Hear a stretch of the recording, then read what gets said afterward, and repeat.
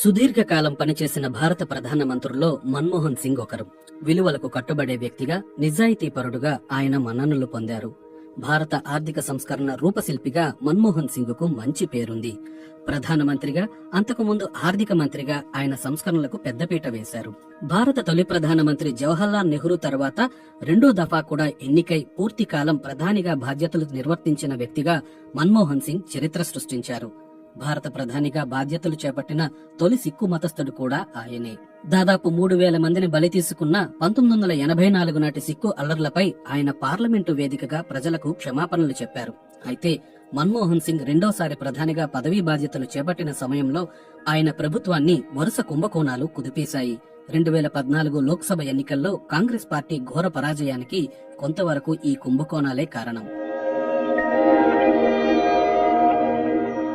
1932 September 26న అవిభాజ్య భారత్లోని Punjab province లోని నీరు, విద్యుత్ కూడా సరిగా అందుబాటులో లేని ఒక మారుమూల గ్రామంలో మన్మోహన్ సింగ్ జన్మించారు.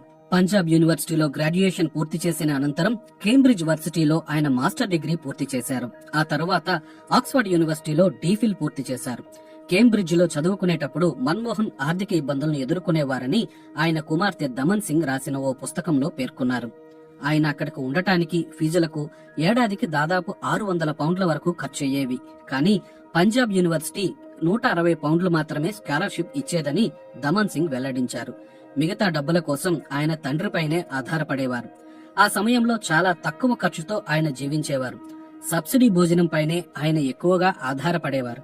అక్కడ ఆయనకు కావాల్సినప్పుడు తినడానికి సరిగా ఆహారం కూడా ఉండేది కాదు, చూడడానికి టీవీ కూడా ఉండేది కాదు అని ఆమె చెప్పారు.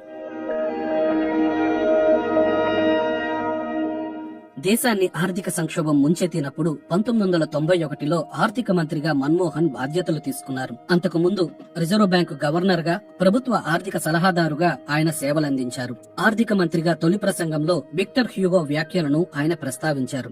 సమయం వచ్చినప్పుడు భూమిపై ఏ శక్తి మిమ్మల్ని ఆపలేదు అని ఆయన అన్నారు.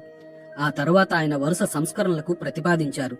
పన్నుల తగ్గింపు, రూపాయి విలువ కోత, ప్రభుత్వ కంపెనీల ప్రైవేటీకరణ, విదేశీ పెట్టుబడులకు ప్రోత్సాహం తదితర సంస్కరణలను ఆయన తీసుకొచ్చారు. కొత్త సంస్కరణలతో ఆర్థిక వ్యవస్థ గాడిన పడింది. పరిశ్రమలు మళ్లీ పుంజుకున్నాయి. ద్రవ్యోల్బణం తగ్గింది. వృద్ధి రేటు పెరిగింది. రాజకీయంగా తనకు అంత ప్రజాదరణ లేదని మన్మోహన్ సింగ్ కు బాగా తెలుసు. రాజకీయ నాయకుడిగా కొనసాగడం చాలా బాగుంటుంది, కానీ ప్రజాస్వామ్యంలో రాజకీయ నాయకుడిగా మనుగడ సాగించాలంటే మనం